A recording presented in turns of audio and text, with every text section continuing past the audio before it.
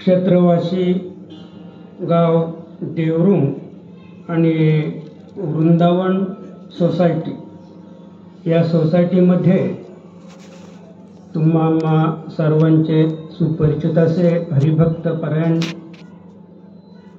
श्री भाऊदुंगा लिहे, बरोबर आहे ना, भाऊदुंगा लिहे यांनी या ठिकाणी या सोसायटीमध्ये वृंदावन सोसायटीमध्ये एक फ्लॅट विकत घेतलेला आहे आणि आज आपण सकाळपासून या ठिकाणी आहोत.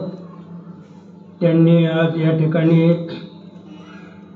त्या फ्लॅटची वास्तुशांतीचा कार्यक्रम आणि त्यानिमित्त या ठिकाणी अगदी सकाळपासून प्रवचन, प्रार्थना, हरिपाठ आणि कीर्तन असे कार्यक्रम आयोजित केलेले आहेत.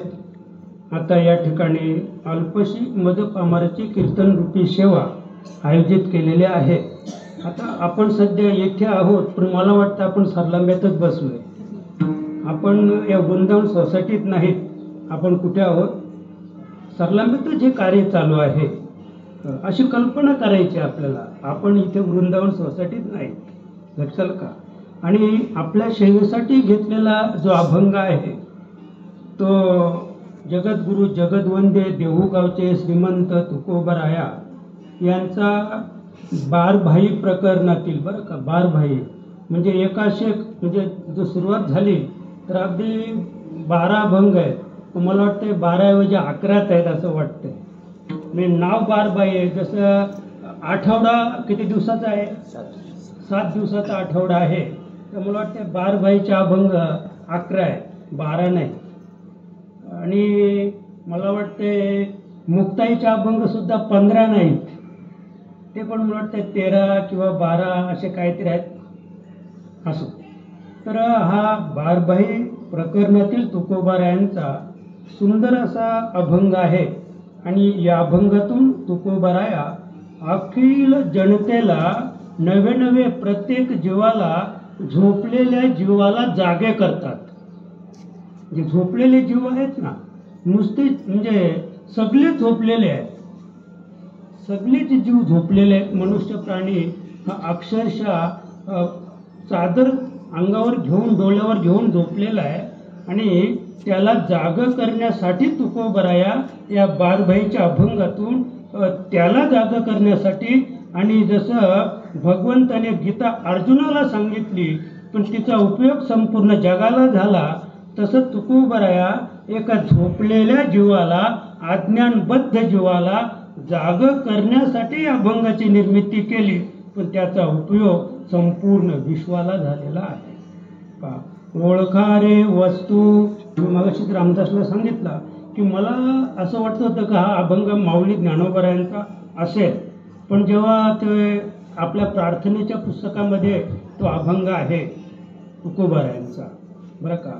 ओळखा रे वस्तू सांडारे कल्पना, ओळखा रे वस्तू सांडारे कल्पना, नका आडराना जाऊ धनी, धनी जाल कोठे बुडवाल हित, धनी जाल कोठे बुडवाल हित, विचारी मनात आपुलिया, आपुलिया जीवे शिवाशी पुसावे, आपुलिया जीवे शिवाशी पुसावे, आत्मसुख घ्यावे वेळो वेळा, आत्मसुख घ्यावे स्वरूपी मिळावे, आत्मसुख घ्यावे स्वरूपी मिळावे, भूती लीन व्हावे तुका म्हणे, झणी जाल कोठे बुडवाल हित, झणी जाल कोठे बुडवाल हित, विचारी मनात आपुलिया, पांडुरंगा करो प्रथमा नमन, पांडुरंग करो प्रथमा नमन, पांडुरंग करो प्रथमा नमन, पांडुरंग करो प्रथमा नमन, दूसरे चरण संतांती, दूसरे चरण संतांती,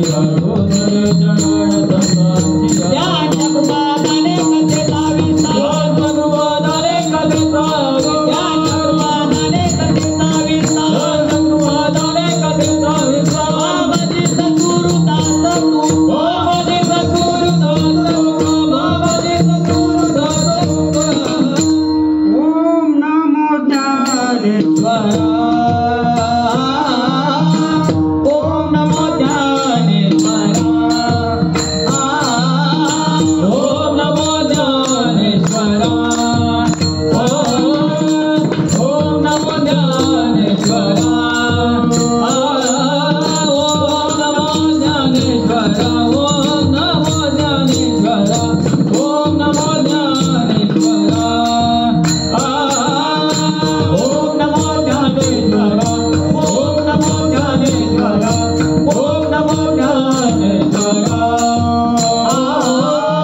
करुणाकरा या दयाळा करुणाकरा या दयाळा हे करुणाकरा दयाळा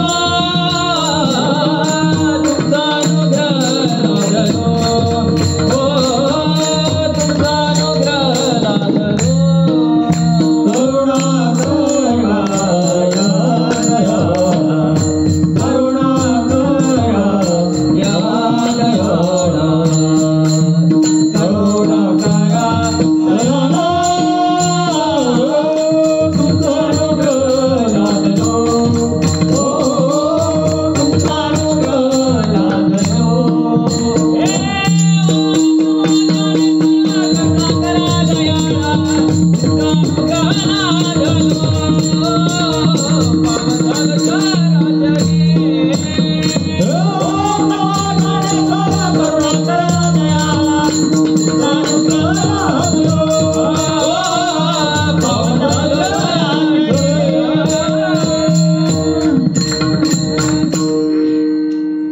पांडुरंगाला नमन करून आणि आजच्या आपल्या या अल्पशा कीर्तनरूपी सेवेला आरंभ करूया.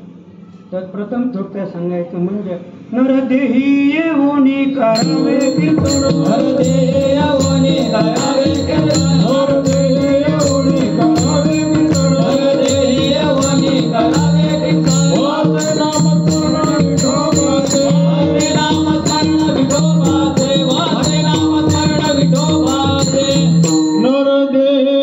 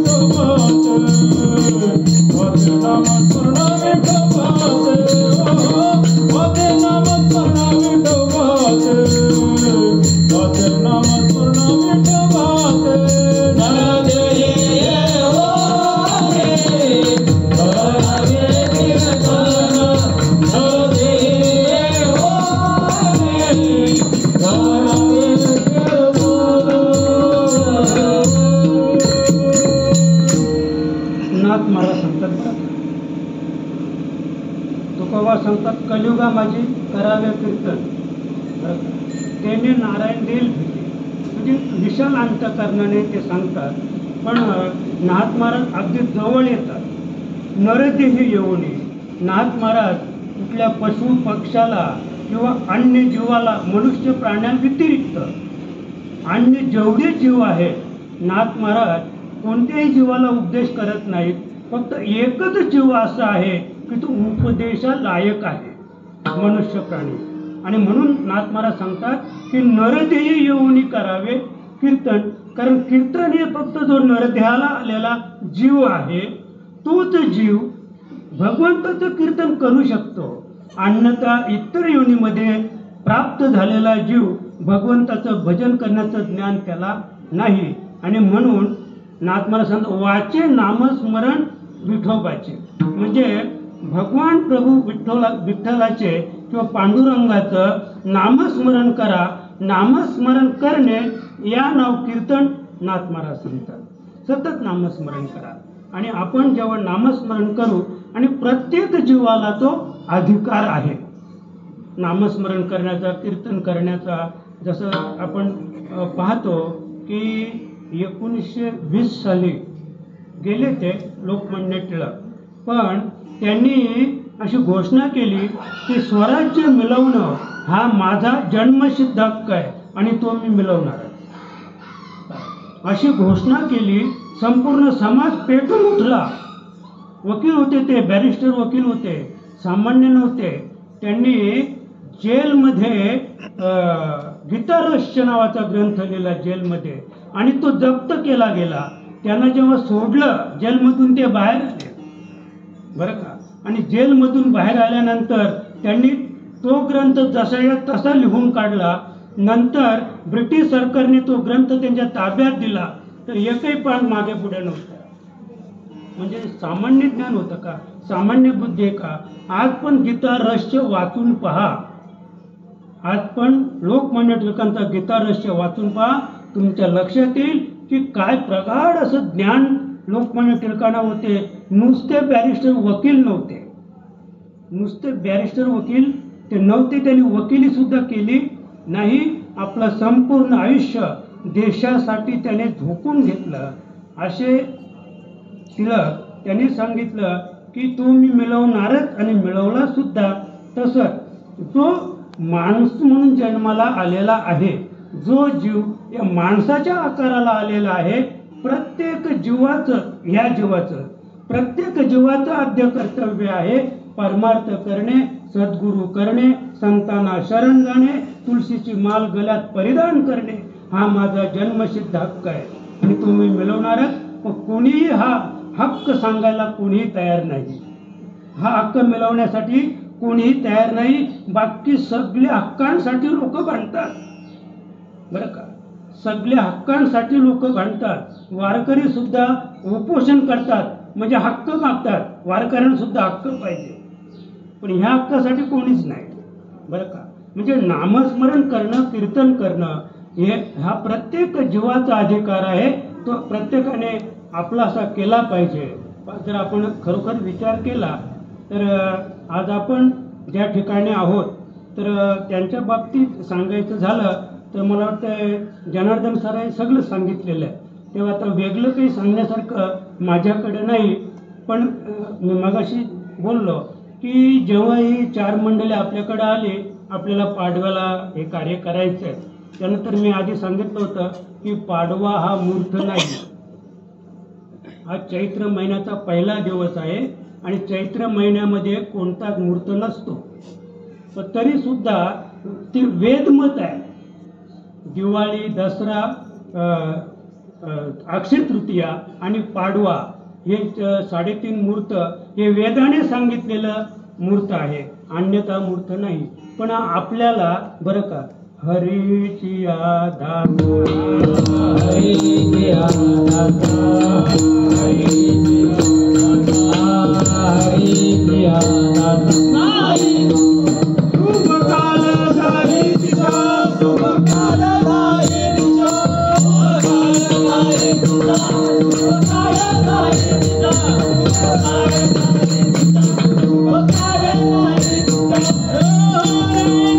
शुभ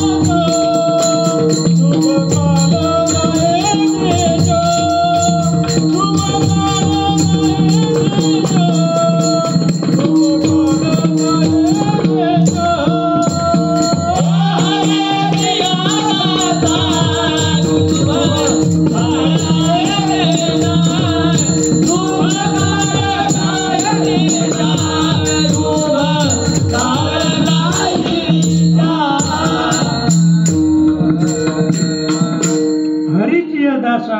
शुभ काळ दाही दिशा. कोणताही दिवस असू द्या, कोणताही तिथी असू द्या, कोणतीही तारीख असू द्या, कोणतंही नक्षत्र असू द्या, कोणतीही रास असू द्या, हरीची दासा.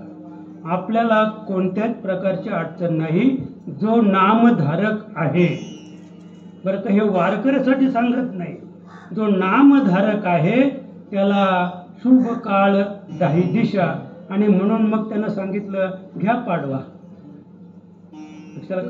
आणि कार्य कसं करायचं हे विचारल्यावर चेतन बोलला की आपल्याला प्रवचन, प्रार्थना, हरिपाठ आणि कीर्तन हे 4 कार्यक्रम झाले पाहिजेत. अन्यथा तुम्ही गणेश पूजन करा, नाहीतर करू सुद्धा, काही नाही केलं तरी चालेल. असं म्हणजे असा ज्याचा भाव आहे बरं का, असा भाव नामधारकाचा पाहिजे. आणि म्हणून मी थोडीशी त्यांना विधी सांगितली, आपण एवढंच करू. पण रात्री मी पुन्हा सुरेशला फोन केला, सुरेश भाऊ अधिकारी, त्या बाबांना सांगितलं व उद्या सुट्टी आहे का, कारण त्यांचं आता एंडिंग आहे, मार्च एंडिंग, बँकेला सुट्टी नसते. तर सुरेश बोलला सुट्टी आहे. मग सुट्टी आहे म्हटल्यानंतर मग त्यांना अध्यात्म विधी मी वाढवला, कारण मला जोडीदार लागतो. सुरेश असला तर मी कशालाच हात लावित नाही. तो सगळी विधी तो मांडणी सगळी करतो, मी खुर्चीत बसून राहतो असं आहे. आणि तो म्हटलं की उद्या मला सुट्टी आहे. मग पुन्हा मी यांना फोन केला की आपण आता काय करू, होम पण करू, ती वास्तू पुरुषाची वस्तू पण आणा, नाही का, आपण ते पण करू. मग हे बाकीचं त्यांना मी रात्री सांगितलं आणि म्हणून थोडी सकाळी त्यांची धावपळ आपणच केली.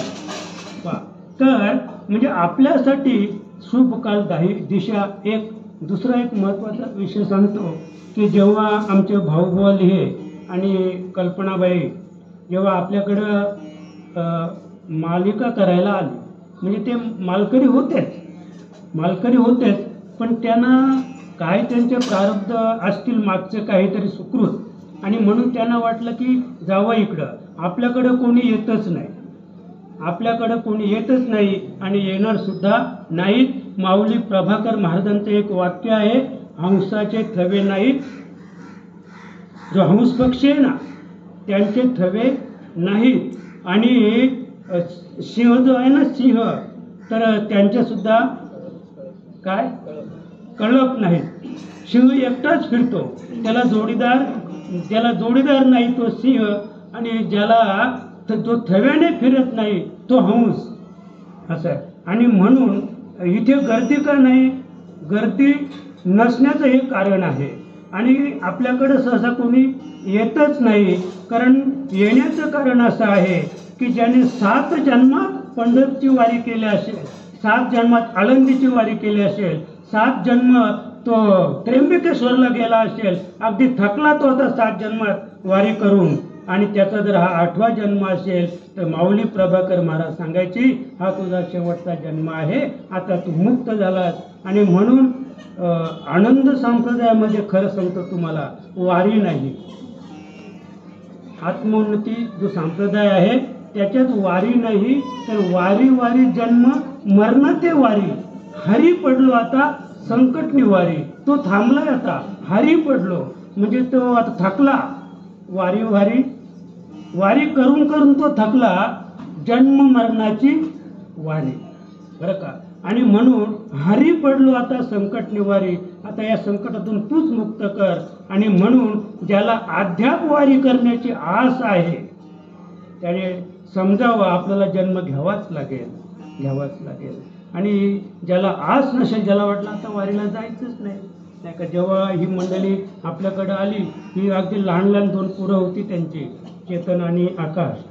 तर मी भाऊबुवांना विचारलं, बघ तुमचा सध्याचा परमार्थ काय चालू आहे तो आधी आम्हाला सांगा. तर त्याने सांगितलं आम्ही वारीला जातो, चांगल्या प्रकारे भजन करतो, पेटी मास्तर म्हणजे पेटीवरचं भजन. अद्याप काही नियम आहे का? हो म्हणे, आमचं हरिपाठ नियमाचा हरिपाठ आहे, संध्याकाळी हरिपाठ केल्याशिवाय आम्ही जेवणसुद्धा करत नाही, असा त्यांचा हरिपाठाचा नियम होता.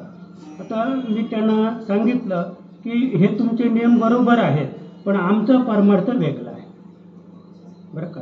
शास्त्राचा शास्त्रार्थ, वेदाचा वेदार्थ, शास्त्राचा शास्त्रार्थ, वेदाचा वेदार्थ, शास्त्राचा शास्त्रार्थ, वेदाचा वेदार्थ, शास्त्राचा शास्त्रार्थ, वेदाचा वेदार्थ, आमचा परमार्थ वेगळाचे, आमचा परमार्थ वेगळाचे, वेगळाचे, शास्त्राचा शास्त्रार्थ, वेदाचा वेदार्थ, शास्त्राचा शास्त्रार्थ, वेदाचा वेदार्थ.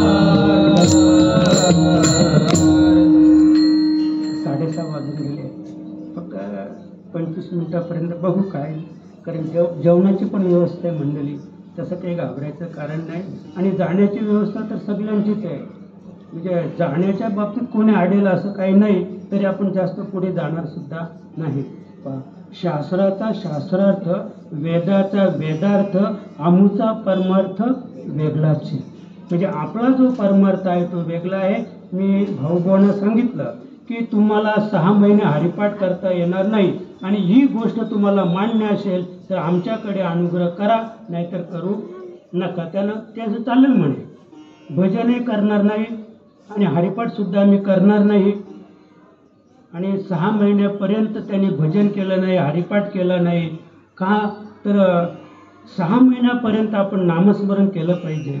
माऊली प्रभाकर महाराजांकडे एखादी बाई मालिका करायला तर बाबा सांगायचे, तुला 6 महिने माहेरी जाता येणार नाही. काय सांगायचे?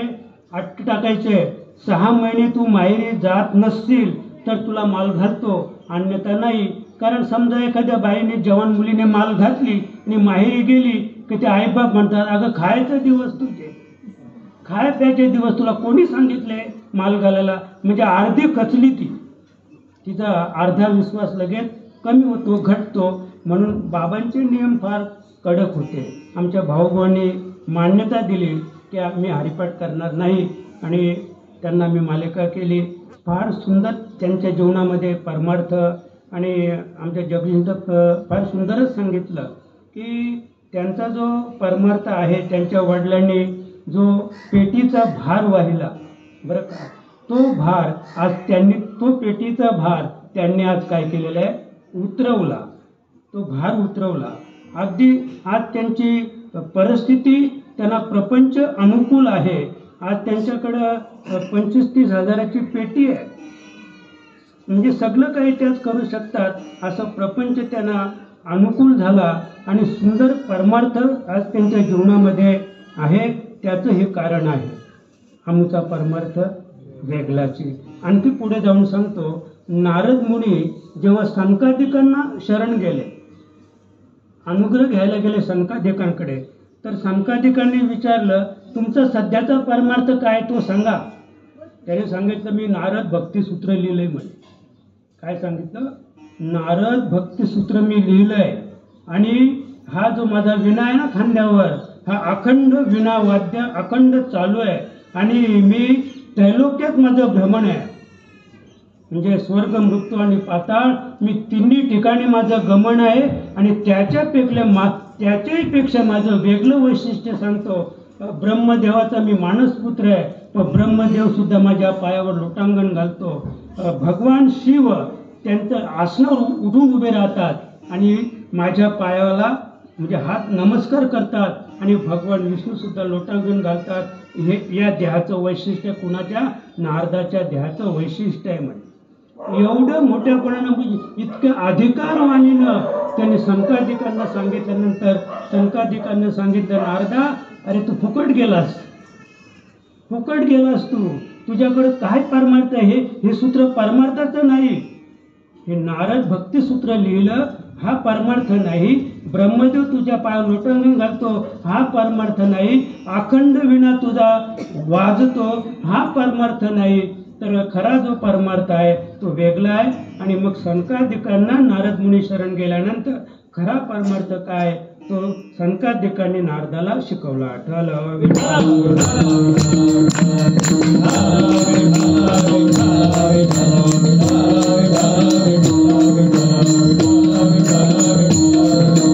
आणि म्हणून तुकोबरा अभंगाच्या पहिल्या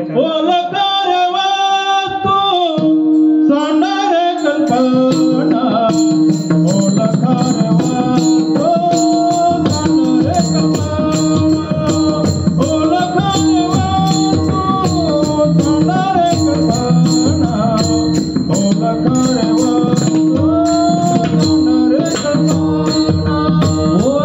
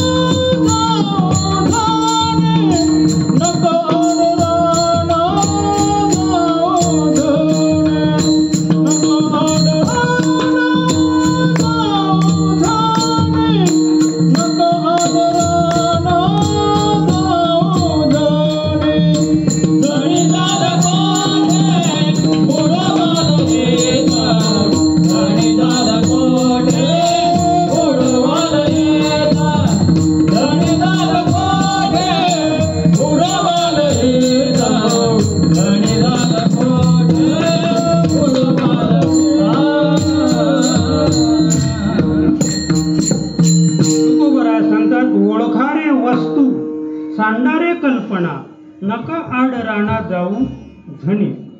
तुकोबराया सांगतात ओळखा रे वस्तू. माऊली ज्ञानोबराया अमृत अनुभवामध्ये सांगतात बरं का, एवम वस्तूशी जाणो जाता. जाणण्याची वस्तू तत्वता, जाणणे आणि जाणता कैसा पुरे. एवम वस्तू, एवम एवम शब्दाला फार महत्व आहे. एवम वस्तूशी जाणो जाता म्हणजे जे सर्वांगाने सुंदर आहे. म्हणजे तुम्ही जसं चंदन आहे, चंदन कसं आहे पाठपोटी सुगंधित. तुम्ही त्याचा हात घासा नाही तर पाय घासा चंदनाचा. चंदनाची बावली ना, तुम्ही त्याच्या हाताने घसलं काय पायाने घसलं काय सुगंधितच, पाठपोट सुगंधित. तसं म्हणजे हे सर्वांग सुंदर वस्तू जे आहे ते सर्वांग सुंदर आहे. आणि म्हणून माऊली सांगते एवम वस्तूशी जाणो जाता, म्हणून तिला एवम शब्द वापरलेला आहे की एवम म्हणजे एकमेव. जगात अशी एकमेव वस्तू आहे की तिला तुम्ही जाणायला गेले तर जाणण्याची वस्तू तत्वता. तुकोबारा सुद्धा सांगतात देव पावयासी गेलो गेलो, देव पावयासी गेलो गेलो, देव पावयासी गेलो गेलो, देव पावयासी गेलो गेलो,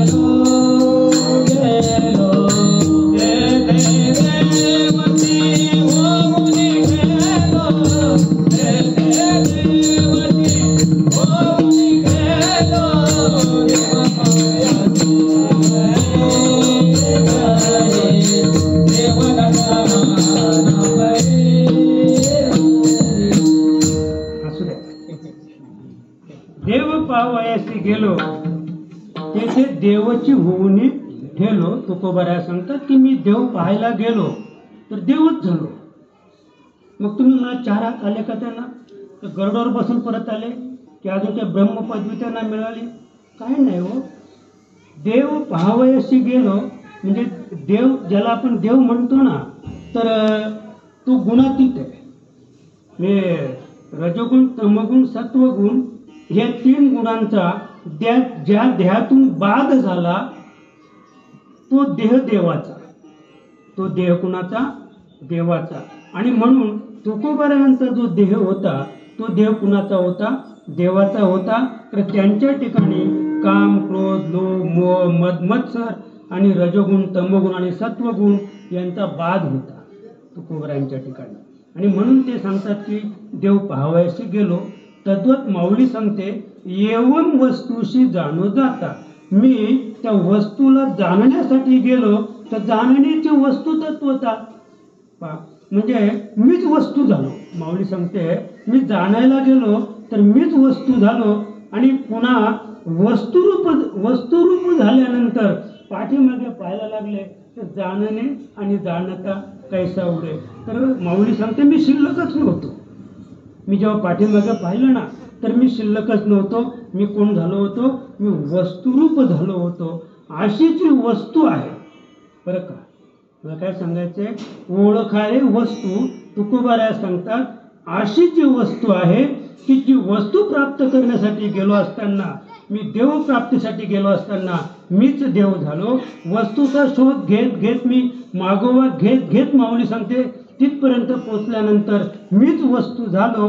अशी जी वस्तू आहे त्या वस्तूची ओळख करून घ्या असं समाजाला, अखिल जनतेला, अखिल जगाला अगदी वर हात करून तुकोबाराया सांगतात ओळखारे वस्तू. बरं का, त्या वस्तूची आपल्याला ओळख करून घ्यायची आहे. पण गमती इथे झाली की वेदांनी काय केलं, वस्तूला एक काना दिला. वस्तूला काय केला, वेदांनी काना दिला. मी वस्तूची काय केली, वास्तू केली. का वास्तू केली, तर मग आपण आज माणसंच नसते हो, ही योनीच संपली असती. एवम वस्तूशी जाणो जाता. आणि मग वेदांनी पाहिलं की सृष्टीची जी नैसर्गिक संकल्पना आहे तिच्यात बाध आहे. म्हणून वेदांनी काय केलं, धचा मा केला. धचा मा केला. वस्तू म्हणजे व होता त्याला एक काना दिला आणि वास्तू केली. एक काना दिल्यामुळं जो निर्गुण निराकार अव्यक्त निराकार जी वस्तू आहे, अव्यक्त निराकार जी वस्तू आहे ती वस्तू एक काना दिल्याबरोबर व्यक्त रूपात आली, आकाराला आली बा. ती जी सगुणातीत होती ती सगुणात आली बरं का. जी रूपातीत होती तिने रूप धारण केलं. निवळ कशामुळं? एका काण्यामुळं. आता हे वेदमत आहे, हे वेदमत आहे. पण तुकोबारायांच्या जेव्हा लक्षात आलं की अरे इथे वेदाने दशमा केलेला आहे, म्हणून तुकोबाने पुन्हा तो काना काढून टाकला, तो काना काढून टाकला.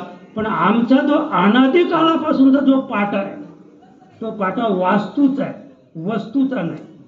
म्हणून आम्ही तुकोबांचं आम्ही तुकोबाचं ऐकतच नाहीत. कारण आम्हाला ते आता आपण पाहतो ना अनेक ठिकाणी पवन झालं म्हणतात, पवन. आणि मी बोललो ना पवन, मग माझ्या पाठीमागचा पवन, त्याच्या पाठीमागचा पवन, सगळा पवनच झाला, पावन गेला बरं का. आम्ही म्हणतो का पवन म्हणता तुम्ही? अरे संतांनी जर पावन शब्द वापरलाय तर तुम्ही पवन कोण? हे पवन म्हणजे वारा. आपण वारा झालो का? अहो अद्या होडीत बसतो तर होडी बुडल, एवढं वजन आहे आपलं. आम्ही कसले पवन? पवन कुणाला म्हणतात? जो हलका झाला, जो हलका झाला तो पवन नाही का. पवन कुणाला म्हणावा? हनुमंतरायाला पवन म्हणावा की तो वाऱ्यासारखा उडत होता नाही का. असं जाऊ दे, आपला तो विषय नाही. आपल्याला फक्त ओळखारे वस्तू सांडारे कल्पना, नका आडराना जाऊ धणे. तुकोबाराया सांगतात की ही जी वस्तू आहे त्या वस्तूची ओळख करण्यासाठी मनुष्य देहाचा प्राप्ती आहे बरं का. हा जो आपला जीव आहे तो जीव या देहामध्ये आलेला आहे आणि या देहात त्याचं आद्य कर्तव्य आहे वस्तूची ओळख करून घेणं. ही जी वस्तू आहे, जी अव्यक्त वस्तू आहे, रंग नाही, रूप नाही, नाही वर्ण छाया बरं का. आणि निर्गुण निराकार तूच रघु राया, अशी जी वस्तू आहे त्या वस्तूची ओळख करण्यासाठी तुकोबाराया सांगतात त्या वस्तूची ओळख करा, नका आडराना जाऊ धनी. मग आडरण कोणतं? तर सगळे आडवाटच आहेत बरं का. एक वस्तू सोडल्यानंतर बाकी सगळे आडवाट आहे. काना दिल्यामुळं वास्तू झाली आणि वास्तू झाल्यामुळं ती सगळी आकाराला आली. आणि आता जो आकार आहे तो कशामुळं आहे? वास्तूमुळं आहे. म्हणजे आपण सगळे वास्तूच आहोत, वस्तू नाही पा. आणि म्हणून आपल्याला ती क्रिया करावी लागली त्या ठिकाणी बरं का. म्हणजे निर्गुण स्वरूपाला प्राप्त होण्यासाठी आपल्याला वास्तूची पूजा करावी लागेल का? तर निर्गुणाच्या भेटी आलो सगुणा संगे पा. म्हणजे निर्गुणाची भेट आपल्याला घ्यायची आहे, निर्गुण स्वरूपाला आपल्याला प्राप्त व्हायचं आहे. पण आपण निर्गुणाच्या भेटी आलो सगुणा संगे, म्हणजे आपण सगुणाचं स्वरूप प्राप्त केलेलं आहे. आणि सगुण स्वरूप प्राप्त केल्यानंतर परमार्थाचा नियम आहे, संतांचा नियम आहे.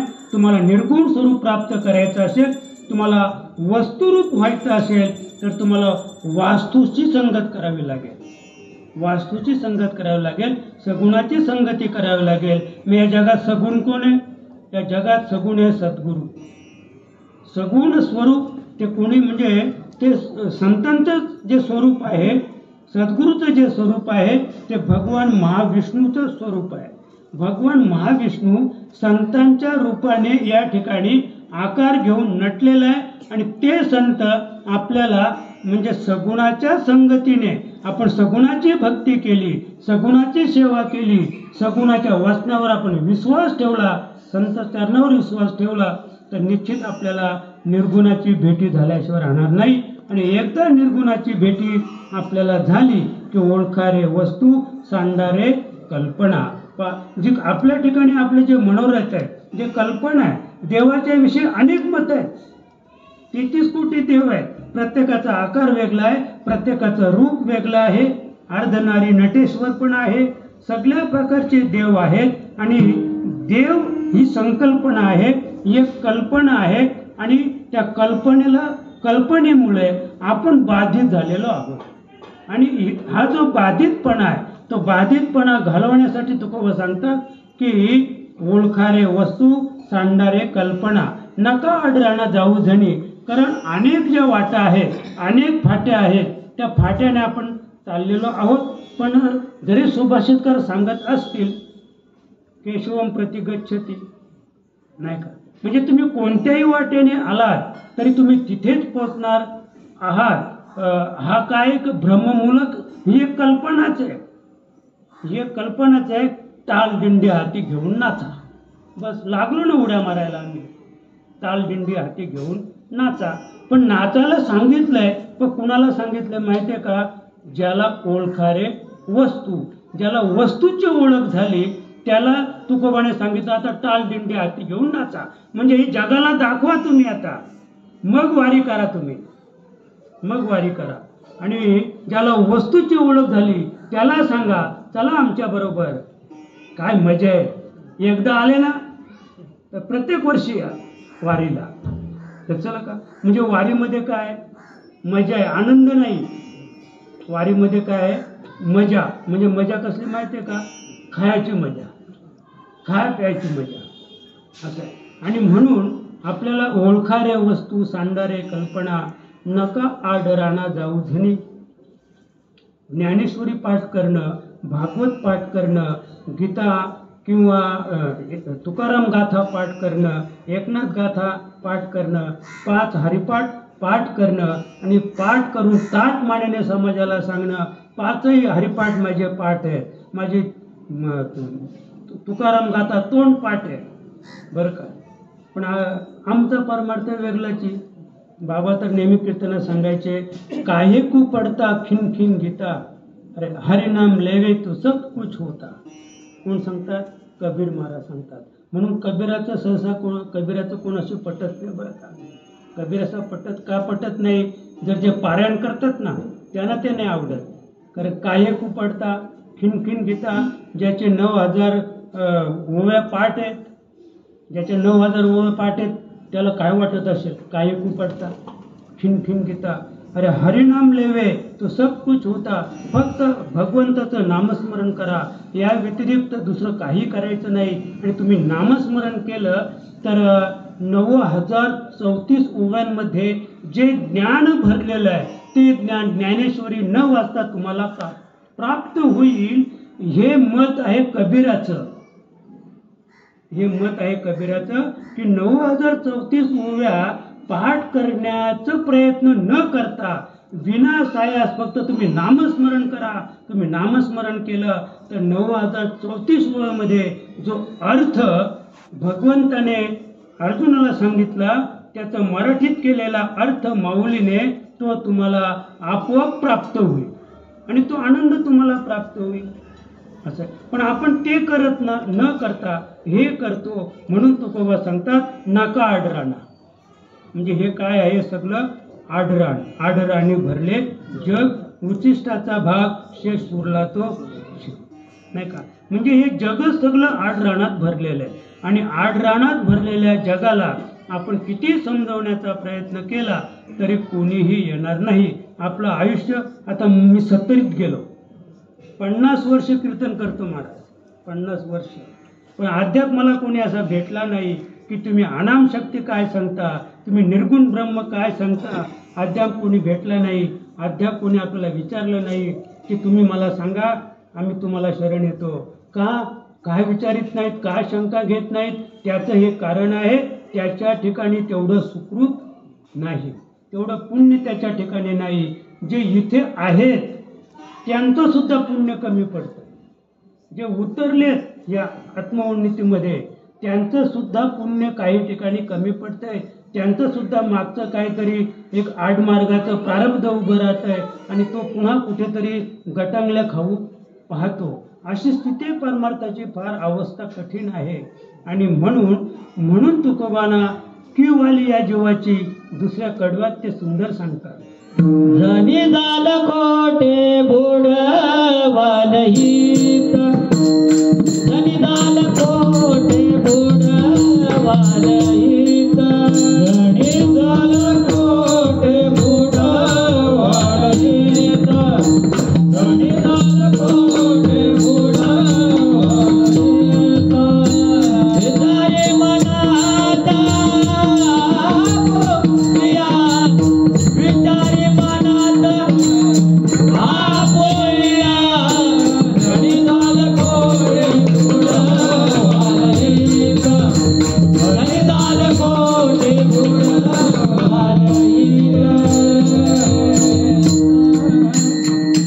काय कळवालाय संतांना, काय कळवालाय अज्ञानबद्ध जीवाचा, नाही का? येतो कळवळा म्हणून या.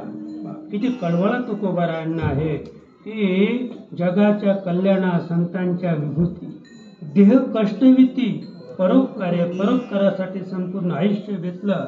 तुकोबाराय असतील, नामदेव महाराज असतील, ही 4 भावंड असतील, विठ्ठलपंतांची सुपुत्र, किंवा नामदेव महाराज असतील, नाही का? जेवढे 57 संत होऊन गेले, जगाच्या कल्याणा संतांच्या विभूती, जगाच्या कल्याणासाठी आपलं संपूर्ण शरीर ज्यांनी वेचलं महाराज, बरं का? झणी झालं कोठे बुडवाल, ही तुकोबा सांगतात. काय कळवाल आहे की उगीच घाई करू नका, कुठेतरी जाऊ नका, कुणाला तरी शरण जाऊ नका. बुडवाल हित, बरं का? हित ते करावे देवाचे चिंतन, करोनिया मन शुद्ध भाव किंवा शुद्ध भावे. म्हणजे आधी आपल्याला हित करायचं असेल तर मन शुद्ध केलं पाहिजे, मन शुद्ध केलं पाहिजे. आणि मन शुद्ध करणे, हित थोडंसं फरक आहे, हित आणि चित्त, नाही का?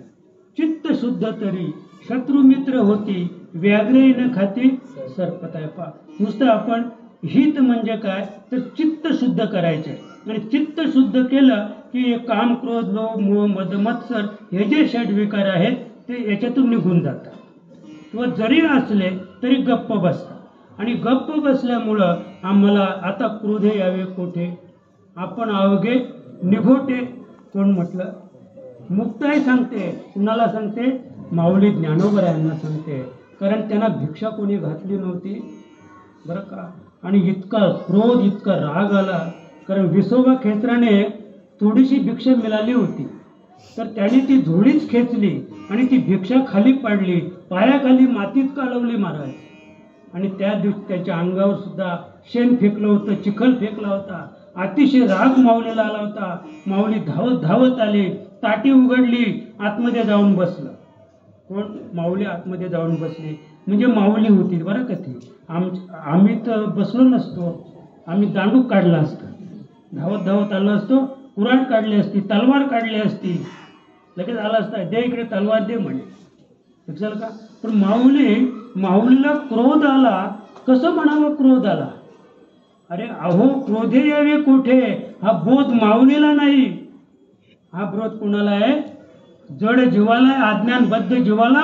मुक्ताईने, मुक्त जी मुक्त आहे, जिला मुक्त दशा प्राप्त होती, तिने बद्ध जीवाला केलेला हा उपदेश आहे. अहो क्रोधे यावे कोठे, आपण अवघे निघोटे. अरे तू बद्ध नाहीस.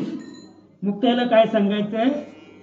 तू बद्ध नाहीस, निघोटे, तू मुक्त आहेस. मग तू मुक्त असताना तुला क्रोध आलाच कसा? आणि मग मुक्ताई विचारते माऊलीला, अरे ज्ञाने तू काय करतो? मग काय सांगितलं मुक्ते? मी दुःख पचवण्याचं साधन करतो. आपल्याला झालेलं दुःख, आपल्यावर आलेलं प्रापंचिक असो, पारमार्थिक असो किंवा शारीरिक असो, आध्यात्मिक असो, आधी भौतिक असो, अन्यथा आधी दैविक असो, या तिन्ही तापातून मुक्त व्हायचं असेल तर मुक्ते मी दुःख पचवण्याचं साधन करतो. आले आणि लगेच काय झाले? बसले, ध्यानाला बसले, नामस्मरण करायला लागले. नामस्मरण करणे हे 72 रोगांवरचं औषध आहे. पण ते औषध आम्हाला प्राप्त आहे, पण औषधावर आमचा विश्वास नाही. आणि विश्वास नसल्यामुळं आम्ही आज सुद्धा दुःख भोगतो. आणि म्हणून तुकोबाराया सांगतात, झणी जाल कोठे बुडवाल हित. बरं का? विचारी मनात आपुलिया, आपल्या मनालाच विचारा. बरं का? तुकोबा सांगतात, तू आपल्या मनाला विचारा. बरं का? मना तेथे धाव घेई राही विठोबाच्या पायी. अरे म्हणा, तू विठोबाच्या चरणावर धाव घे काही कमी पडणार नाही बरं का. आणि एकदा विठोबाच्या चरणावर आपण गेलो की मग तिथे काय आहे, तिथे चित्त आहे. आणि ते चित्त शांत झालं की चित्ताची वरची बाजू आहे मन, मनाचं बुड आहे चित्त बरं का. म्हणजे मन, बुद्धी, चित्त आणि अहंकार बरं का. म्हणजे या 4 गोष्टी आहेत. या 4 गोष्टी जेव्हा चित्त शुद्ध होईल तेव्हा मन हे मनपणाला विसरते, बुद्धी बुद्धीला विसरते, चित्त चित्तपणाला विसरेल आणि ही तिन्ही अहंकारात समाविष्ट होतील. आणि अहंकार त्याला म्हणतात जे नाही. जे नाही मध्ये या 3 गोष्टी प्रविष्ट होतील. आणि या 3 गोष्टी नाहीत प्रविष्ट झाल्या की काही शिल्लकच राहणार, काही शिल्लक राहणार नाही. आणि काही शिल्लक राहिलं नाही म्हणजे काहीच नाही. जन्म नाही रे तुका म्हणे माझी, या स्थितीपर्यंत आपल्याला पोचायचं आहे. आणि म्हणून तुका सांगतात झणी जाल कोठे बुडवाल हित बरं का.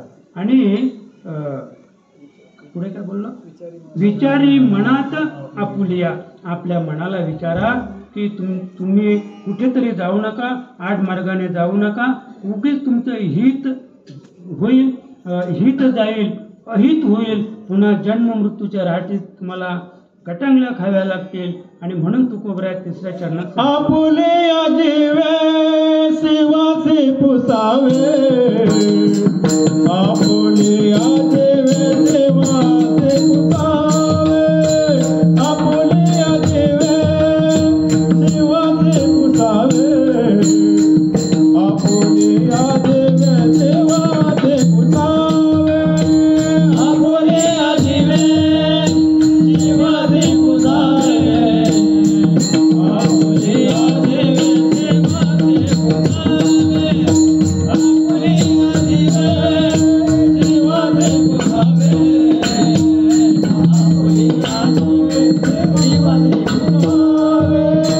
आत्मा धूत घ्यावे वेला वेला, आत्मा धूत घ्यावे वेला वेला,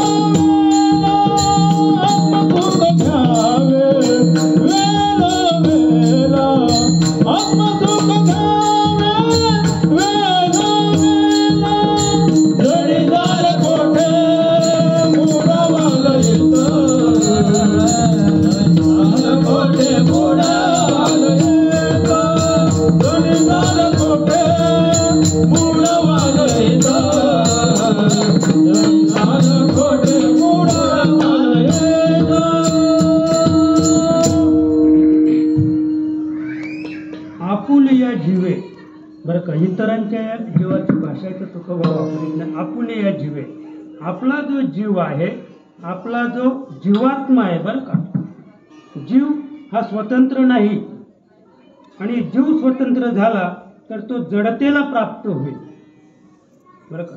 म्हणजे जरी त्याचा या देहाशी संपर्क आहे, देह जीवामुळा चालतो बरं का. जीव आहे म्हणून देह आहे, पण जीवाचा देहाशी संबंध नाही, जीवाचा आत्म्याशी संबंध आहे. फक्त फरक एवढाच आहे की देहाचे जे वर्म आहे, देहाचा जो धर्म आहे तो जीवाला लागलेला आहे. म्हणजे इंद्रियांचे जे धर्म आहेत ते इंद्रियांचे धर्म, त्या धर्माप्रमाणे जीव कार्य करतो. आणि या कार्याशी आत्म्याचा काहीक संबंध नाही. आता आत्मा हा जीवाशी संबंधित आहे, जीव हा इंद्रियांशी संबंधित आहे बरं का. आणि संबंधित असल्यामुळं जरी जीव इंद्रियांच्या धर्माप्रमाणे त्याने जरी आचरण केलं तरी आत्मा त्या संगतीमध्ये गुंतत नाही. आणि म्हणून आपल्याला सद्गुरू एवढ्यासाठी करायचं आहे की तो म्हणजे इंद्रियांच्या धर्माप्रमाणे कार्य करणारा जीव त्याला उलट उलट माघाऱ्या प्राण्या फिर गोते काशी भरलापूर मायेचा लोंढा वाहून या जाशी. याच्यासाठी सद्गुरू करायचे. सद्गुरू आपल्याला बोध करेल, अरे बाबा कुणाला आपल्याला नाही, यात नांदणाऱ्या जीवाला बोध करील, अरे तू कोण आहेस, तू मेंढा नाहीस, तू सिंह आहेस बरं का. मला ती कथा सुद्धा सांगायची नाही, 7:05 झालेले. तर मला फक्त एवढंच सांगायचं आहे की तू मेंढा नाहीस, तू सिंह आहेस. तू देह नाहीस, तू जीव आहेस. तू देह नाहीस, तू जीव आहेस. मग तू जीव आहेस हे कोणी सांगितलं? संतांनी सांगितलं. आता सिंह म्हणजे काय? तर सिंह म्हणजे आत्मा. जेव्हा आत्म्यानं निरखून पाहिलं, हा तर माझाच अंश आहे, नाही का? मग कोणाचा अंश आहे? भगवंताचा, ईश्वराचा अंश आहे जीव. पण तो काय म्हणतो? मी देह आहे, नाही का? आणि म्हणून तुकोबा सांगतात की आपुलिया जीवे शिवाशी पुसावे. हे केव्हा घडेल? जेव्हा आम्ही संतांना शरण जाऊ, संत आपल्याला जेव्हा जागे करतील, सद्गुरू आपल्याला जेव्हा तो बोध करतील, तेव्हा तृण अग्नी मेले समरस झाले, तैसे नामे केले जपतारी. ती नामाची ठिणगी एकदा पडली की जीव सावध होईल, आणि जीव सावध झाला की त्याला आत्म्याचा बोध त्या ठिकाणी प्रगट होईल, आणि जीव पाठीमागे फिरेल. आणि पाठीमागे म्हणजे ऊर्ध्वमुख. आता जीव अधोमुख आहे. जीव कसा आहे? अधोमुख आहे. त्याचा ऊर्ध्वमुख झाला की तो त्याचा आत्म्याशी संबंध येईल, आणि मग तो इंद्रियांचे धर्म विसरेल, आणि आत्म्याचे जे धर्म आहे, आत्म्याचा धर्म आहे, त्या धर्माप्रमाणे जीव कर्म करायला लागेल. आणि आत्म्याच्या धर्माप्रमाणे जीव कर्म करायला लागल्यानंतर मग इंद्रिये जे आहेत ती पोरकी होती. इंद्रियांचं कार्य चालूच आहे. जरी जीव ऊर्ध्वमुख झाला, जीव आत्म्याच्या धर्माप्रमाणे वागायला लागला, तर इंद्रियांचं कार्य चालू आहे. तुका म्हणे आता उरलो उपकारा पुरता. म्हणजे हे इंद्रियांना कळलं बरं का. आता चालवतो कोण? पण उदास विचारे वेच करी. जीवच चालवतो. आता पण जीव चालवतो, पण तेव्हा लोभापायी चालवत होता. जीवाला लोभ होता, जीवाला मोह होता, जीवाला वाटत होतं मला इंद्रियांकडून काहीतरी लाभ होईल, मला इंद्रियांकडून काहीतरी मिळेल. पण आत्म्याने जीवाला बोध केल्यानंतर मग जीवाला कळलं की यांच्यापासून मला काही फायदा नाही. म्हणून त्यांचं इंद्रियांचं मैत्रत्व जीवाने सोडलं. इंद्रियांचं मैत्रत्व जीवाने सोडलं, आणि आता तो आत्म्याशी रत झालेला आहे, आत्मस्वरूप झालेला आहे. आणि म्हणून ते तुकोबा सांगतात की आपुलिया जीवे शिवाशी पुसावे. आणि तो सावध झालेला जीव आता शिवाला विचारून राहिलेला आहे. शिवाला विचारून राहिलेलं आहे. आता मी नेहमी सांगतो की शिवदशा आणि जीवदशा आणि आत्मदशा याच्यात फरक आहे. शिव म्हणजे आत्मा नाही, आत्मा म्हणजे शिव नाही. जर जीवाला, आत्मा हा जीवाला घेऊन जेव्हा आणखी वर येईल तेव्हा त्या ठिकाणी शिवदशा आहे. शिवदशा, शिवदशा म्हणजे आपण पाहतो ना, स्मशान वैराग्य. शिवाचं स्मशान वैराग्य नाही, स्मशान वैराग्य आपलं आहे, जो कायम स्वरूपी स्मशानात वास करतो. म्हणजे स्मशान याचा अर्थ की विवेक आणि वैराग्य याच्या ठिकाणी जागा आहे. विवेक वैराग्य जागा होण्यासाठी जीव, आत्मा हा शिवापर्यंत येईल, शिवाशी एकरूप होईल, शिवाचा बोध घेईल, तेव्हा जीव हा विवेक आणि वैराग्याला प्राप्त होईल. म्हणून तुकोबा सांगतात शिवाशी पुसावे. शिवाला विचारा, आणि शिवाला विचारल्यानंतर आत्मसुख घ्यावे वेळोवेळा. शिवाच्या ठिकाणी काय? आत्मसुख. आता शिव कुठे लिहिणे?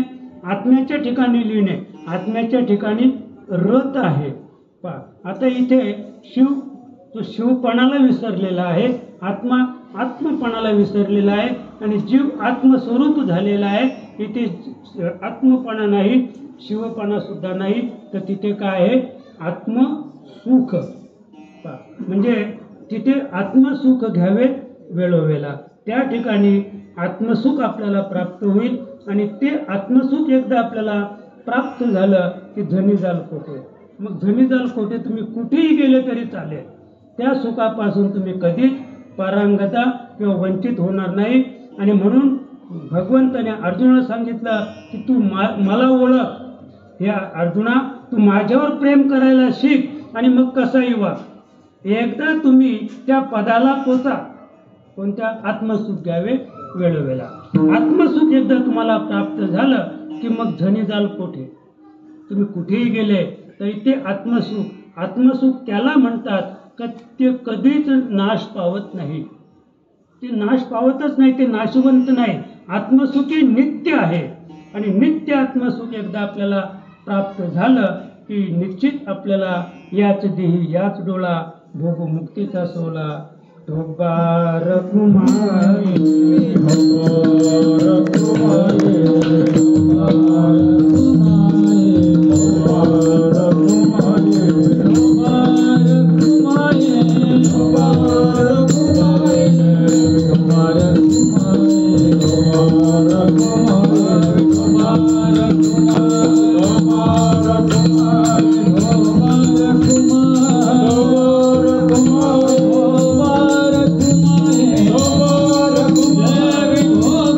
ढोबार सुख स्वरूपी मिळावे. शेवटच्या चरणात तुकोबराय सांगतात, घ्या रे आत्मसुख, एकदा आत्मसुखाची प्राप्ती झाली का स्वरूपी मिळावे. म्हणजे आत्मसुख प्राप्ती हे स्वरूपाचं अनुसंधान आहे बरं का. स्वरूप, एकदा स्वरूप आपल्याला प्राप्त झालं की आपलं स्वरूपच काय आहे, आत्मसुख. घ्या रे आत्मसुख उघडा ज्ञानदृष्टी, यावीन चावटी करू नका. बस बाकी काहीच करायचं नाही. घ्या रे आत्मसुख उघडा ज्ञानदृष्टी, आपल्याला ज्ञानदृष्टी, डोळ्याचा डोळा उघडीला जेणे आणि कैवल्याचे लेणे लेवविले. माऊली ज्ञानोबराय सांगता, डोळ्याचा डोळा म्हणजे माऊलीचा डोळा तो कोणी उघडला, निवृत्ती महाराजांना ते जेव्हा शरण गेले, डोलियाचा डोळा उघडीला जेणे बरं का, आणि कैवल्याचे लेणे लेवविले.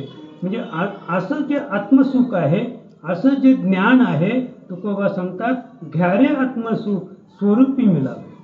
ते स्वरूप आत्मसुख एकदा प्राप्त झालं, आत्म्याची ओळख झाली की तिथे आत्माही शिल्लकच नाही, स्वरूपी मिळावे. तुम्ही त्या स्वरूपाला प्राप्त झालेला असाल, मग स्वरूपाचा गुणधर्म किंवा स्वरूपाचा धर्म आत्मसुख नाही, तिथे आता आत्माही नाही आणि आत्म्याचं सुख सुद्धा नाही. कारण आत्म्याचं जे सुख आहे त्याचा विचार आपण केला तर भिंतीवर काढलेलं चित्र, भिंतीवर काढलेलं चित्र. आता ह्या कपड्यावर चित्र, आता आम्ही जेव्हा पाहतो काय सुंदर चित्र आहे, पण चित्र कशामुळे आहे, ते अधिष्ठानामुळे आहे. त्याला भिंतीचं अधिष्ठान आहे, अधिष्ठान पाडलं, चित्र मोडायचंच नाही, चित्र पाडायचं नाही, चित्र पुसायचं नाही, फक्त अधिष्ठान आहे ते त्याचा नाश करायचा. अधिष्ठानाचा नाश झाला की चित्र शिल्लक राहील का, नाही. तसं सुख आणि आत्मा बरं का, ते सुख जे आहे ते खरं म्हणजे सुख त्याचं अधिष्ठान आहे आत्मा, म्हणजे आत्म्यामुळं ते सुख आहे थोडक्यात सांगायचं. आता आत्म्याचा धर्म काय आहे, स्वरूप म्हणजे परमात्म्याचं रूप असं. आता आत्मा हा स्वरूपाला प्राप्त झाला तर आता सुख राहिलं का, चित्र शिल्लकच राहिलं नाही थोडक्यात सांगायचं. म्हणजे तसं म्हणजे स्वरूपी मिळावे, भूती लीन व्हावे तुका म्हणे. तुकोबराय सांगतात की भूती लीन व्हावे तुका म्हणे. मग आता भूती लीन, आता भूत ही सगळी भूतच आहे. म्हणजे प्रत्येक जीवाच्या ठिकाणी आपल्या ठिकाणी काय पाहिजे, लीनता पाहिजे. तुका म्हणे जाण व्हावे लहानाहुनी लहान. असं ते लहानपण याची बरवे, मधु शर्करे चाखावे, उन्मत्त होऊन फोडावे गजे वनेची लाकडे. महापुढे झाडे जाती तेथे लावाले वाकती किंवा वाचती. अगदी वाचायचं असेल, नम्र झाला भूता त्याने कोंडिले अनंता. भूती लीन व्हावे तुका म्हणे. ज्ञानेश्वर माऊली ज्ञानराज माऊली तुकाराम ज्ञानेश्वर माऊली ज्ञानराज माऊली